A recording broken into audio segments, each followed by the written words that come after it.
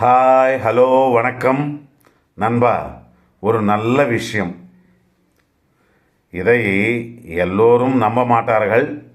இருந்தாலும் சொல்ல வேண்டிய கடமை. மனித பிறவி எடுத்த அனைவரும் இதை தெரிந்து கொள்ள வேண்டும். ஒரு நாள் ஒரு பெரியவரை நான் ஒரு கேள்வியை கேட்டேன். அது என்னவென்றால், சுவாமி, நீங்கள் ருத்ராட்சையை அணிந்திருக்கிறீர்களே, ஏன் என்று.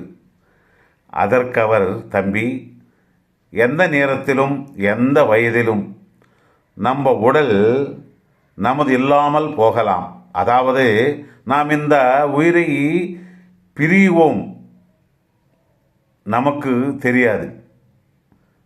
அதனால் நம்ம உடம்பு மேலே இந்த ருத்ராட்சியை அணிந்திருக்கும் அந்த நேரத்தில் நம்ம உயிர் போனாலும் நாம் நரகத்துக்கு போக மாட்டோம்.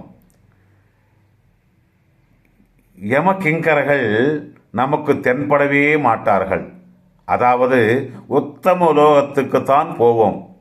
அதாவது சிவபுராணத்தில் என்ன சொல்லியிருக்கிறது என்றால், உன்னுடைய உடல் மேலே ருத்ராட்சியை அணிந்திருந்தால் உன்னுடைய உயிர் போன பிறகு நீ நரகத்துக்கு போக மாட்டாய். ஒருவேளை அந்த ருத்ராட்சியை அணியாவிட்டால் நீ செய்த பயங்கர பாவங்களுக்கு யமதண்டனைக்கு கண்டிப்பாக ஆளாகுவாய் என்று சொல்லியிருக்கிறது.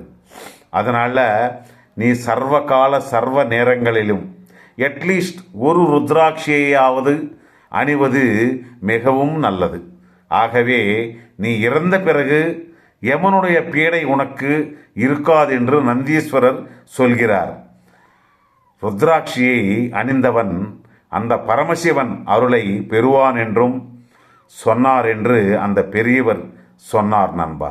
ஆகவே எப்படியும் நாம் இந்த பிறவியில் தெரிந்தோ தெரியாமலோ சில பாவங்கள் அனைவருடைய கணக்கில் இருக்கும். அதை யாரும் மறுக்க முடியாது. தான தர்மங்கள் குறைவாக செய்திருந்தாலும் பாவங்கள், அநியாயங்கள், அதர்மங்கள் கொஞ்சம் அதிகமாகவே செய்திருப்போம். ஆகவே ஒரு ருத்ராட்சையை அணிந்தால் தவறொன்றுமில்லை. அதனால் நாம் எல்லோரும் ஒரு ருத்ராட்சியை அணிந்து வாழுவோம், அந்த பெரியவர் சொன்னதைப் போல.